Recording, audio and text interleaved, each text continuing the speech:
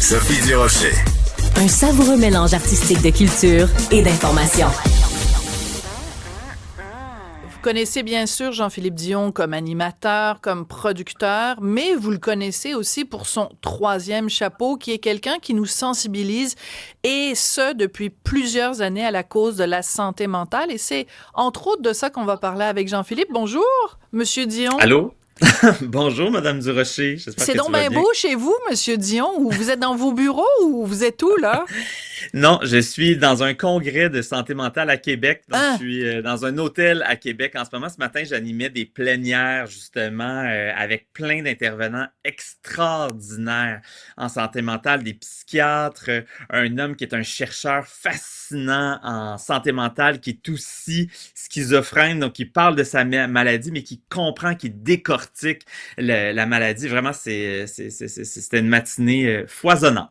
Ouais. Ben, tu vois, je te posais une petite question innocente et puis Ouais. finalement, la réponse est passionnante. Donc, Ouais. quand on dit que c'est une cause qui tient à cœur, ça fait évidemment des années que tu en parles. Ouais. C'est pas simplement, bon, je fais une conférence de presse, je suis porte-parole pour Non, tel non. truc. Tu t'impliques. Donc, ce congrès, on va en venir évidemment à Cap Mieux-être dans quelques instants, mais ce congrès, c'est, toi, t'es là à titre de fils de quelqu'un qui souffre de problèmes de santé mentale ou Je suis là, en fait, à titre de porte-parole du oui, réseau, en fait, donc Cap Santé Mentale. Cap Santé Mentale, qui est un organisme, en fait, qui s'appelait, avant, on en a déjà parlé ensemble, là, qui oui, s'appelait avant de craquer. Maintenant, ça s'appelle Cap Santé Mentale. Donc, évidemment, le but, c'est de garder le cap avec sa santé mentale. Puis, c'est un organisme qui aide les membres de l'entourage, donc les parents d'enfants ayant des problèmes de santé mentale. Moi, dans mon cas, c'est ma maman. Ça peut être ta collègue de bureau. Ça peut être ton chum, ta blonde quand tu as 16-17 ans à l'école. Et ce matin, d'ailleurs, j'ai comme animé une discussion avec deux dames de 70 ans environ qui vivent avec chacun un fils, en fait, qui a des problèmes de santé mentale. Et ces femmes-là, il y avait 350 personnes dans la salle ce matin, puis elles nous ont tellement touchés. Là. Tu sais, c'est le projet d'une vie, hein, d'avoir un enfant malade, un enfant qu'on veut aider, qu'on veut en fait, qu'on espère qu'il va aller mieux, mais en même temps, ce qui est difficile en santé mentale, c'est qu'à un moment donné, il faut se détacher parfois parce que sinon, c'est trop dur. Puis sinon, comme proche, ben, on va caler, on va couler, puis on sera tellement. plus capable d'aider. Fait que ça fait aussi partie de l'histoire des personnes en santé mentale. Fait que bref, il y a eu de très beaux échanges.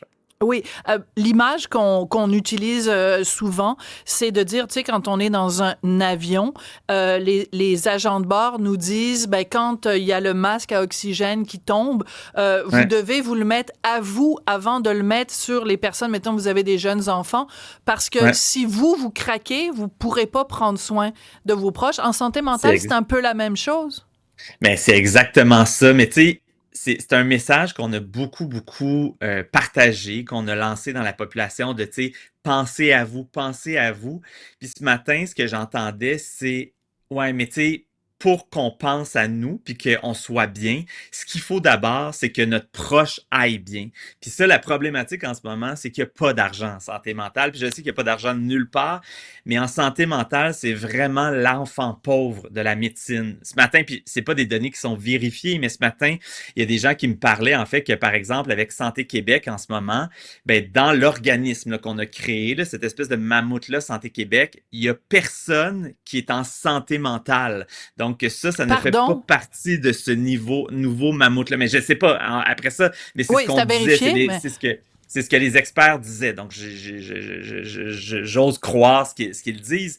Mais donc, tu sais, moi, par exemple, tu sais, je viens de la région de Granby où à l'hôpital, par exemple, à Granby, ben, tu sais, dans la salle où, parce que il y a sûrement beaucoup de gens qui sont jamais allés dans des hôpitaux psychiatriques, là, puis je vous souhaite de pas y aller très souvent dans votre vie, mais c'est un milieu de vie, hein, un hôpital psychiatrique, donc c'est un département fermé à clé, une grosse porte là, qui se barre là, bien solidement là, quand on entre puis quand on ressort, et les patients, les usagers sont là, mais ils sont capables de bouger, ils sont capables de se promener, donc ils ont un salon avec une télé, ils ont une petite cafétéria pour aller manger parce qu'ils peuvent pas aller manger à la cafétéria de l'hôpital. mhm. Mais des fois, là, il manque des chaises, il manque des tables, la télé est en train de tomber en ruine. Il n'y a pas de, tu sais, moi, à l'hôpital où je vais, pour ma mère, il n'y a pas de télé dans les chambres, là. On est très, très, très, très loin de ça, puis d'hôpitaux universitaires, comme il y a, par exemple, au CHUM à Montréal. Donc, tu sais, juste de se dire que ces gens-là peuvent même pas s'asseoir pour regarder la télévision, là, ce que c'est dans le budget de l'État, je peux pas concevoir qu'on n'est pas capable d'acheter 4 5 chaises de plus pour un département dans un hôpital.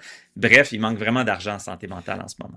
Mais c'est tellement important ce que tu viens de dire, Jean-Philippe, parce que si on a le diabète ou si on a un problème cardiaque, on le Hein? sait à quel point l'environnement, quand tu es hospitalisé, à quel point c'est important.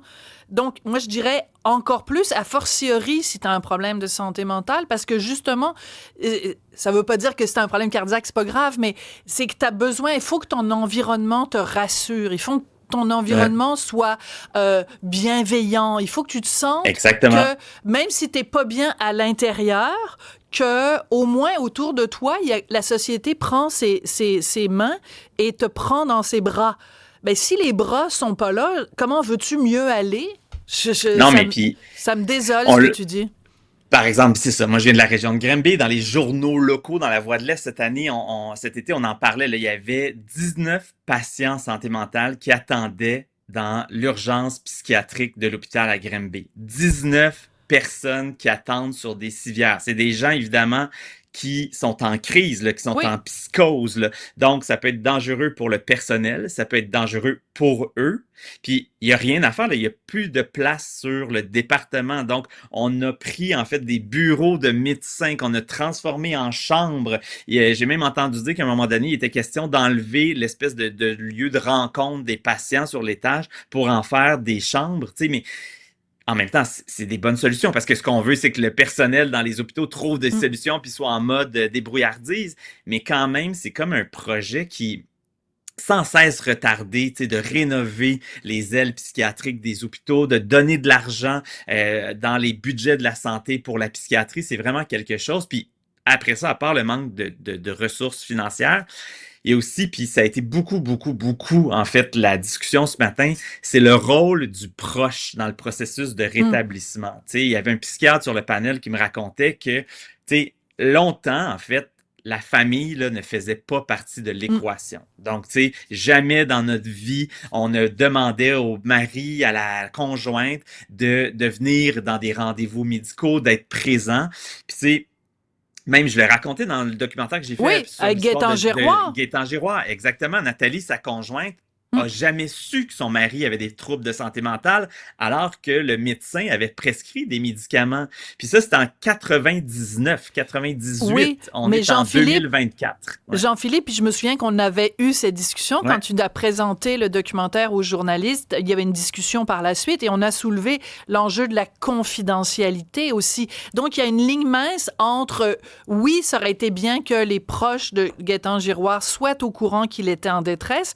En même temps, un médecin ne peut pas briser Oui, son mais serment d'Hippocrate et appeler la conjointe en disant c'est parce que les données sont confidentielles. Qu'est-ce que tu réponds à cet Mais c'est faux. argument-là?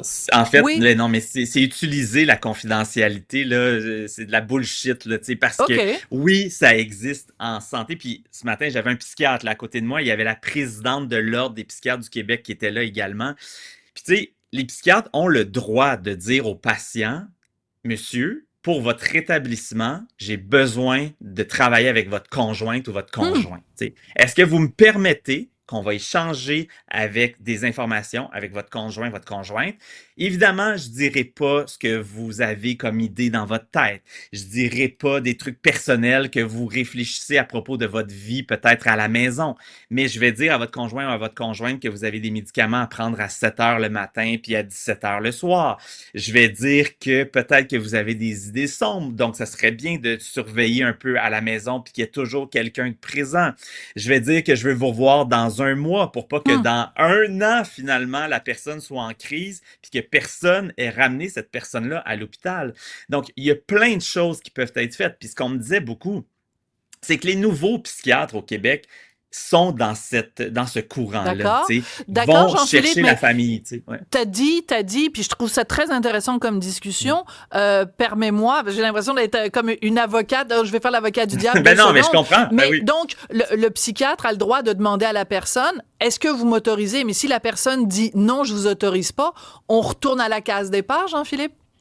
Mais c'est un sujet qu'on a abordé ce matin, puis il y avait une intervenante qui a dit très, très, très, très rarement j'ai entendu quelqu'un dire non. D'accord. T'sais, donc, ça arrive très rarement. Puis si ça arrive, ben on va le respecter. Puis évidemment, je comprends que le psychiatre ou le médecin souhaite aussi tisser un lien solide avec son patient parce que c'est ce qui va permettre sûrement de le La sauver confiance. si jamais exactement il y a des idées sombres.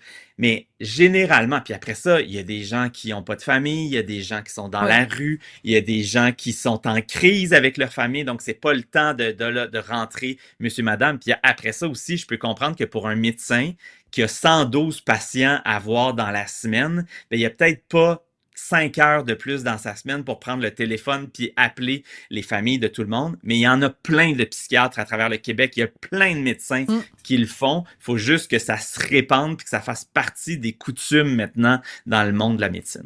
Alors, tu sais comment ça se passe dans les médias. Je manque de temps. Jean-Philippe, tu as 30 secondes. Tu as devant toi le ministre de la Santé du Québec. En 30 secondes, tu lui dis quoi pour lui faire comprendre l'urgence de la situation?